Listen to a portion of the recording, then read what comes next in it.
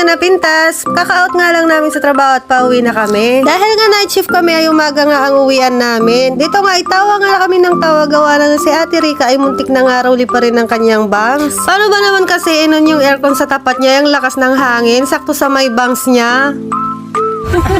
Tingin nga kung lumipad. Eh, pakita mo kung sino ka na rin. Bakit mo tinatago ang bangs mo? Natalo kay Ate Lisa. Nahiya. Ay, mga sa mga 5 peraso. Ako palang bangs mo. Ay, ba't ka nag-a-addict dyan?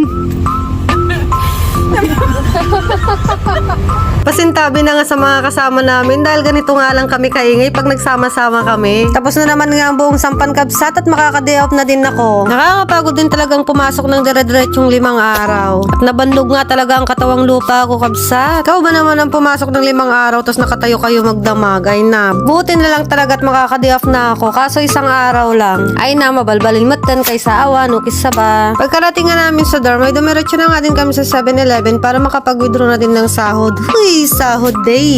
Siyempre, pag may sahod na kabsat, ay mag-grocery din naman tayo. Napunta nga kami dito sa R7 para bumili ng ulam. Kaso, ito na lang ang nadatnan namin. Ang maganda lang dito sa R7, pag dito ka na grocery, ay kompleto na nga din sila. Meron nga din sila ditong paulam, kanin. Kaso nga, na medyo na late nga kaming pumunta dito, kaya medyo naubusan na nga kami ng ulam. Tsaka, compare sa ibang grocery, is mas mura-mura naman ng kaunti dito. Nag-grocery na nga din ako ng sabon, para na mamayang gabi, maglalaban na lang ako at hindi na ako lalabas. At syempre, kabsat, ay magtitingin na din tayo ng mga iba pang kailangan natin, mga gamit-gamit sa bahay, mga needs natin na dapat bilhin. At dahil wala nga akong nabiling ulam, ito na nga lang binili ko ang spam, ginarat-garat ko na lang, tapos microwave ko na lang. Ayan, maluluto na siya. Tamad na nga akong magprito. Hintayin kabsat, samahan nyo nga ako magluto sa microwave. Yung ginarat-garat ko nga na spam, isasalang ko nga lang dito sa microwave. Ayan, maluluto na nga lang siya mag-isa dahil tinatamad nga ako magprito.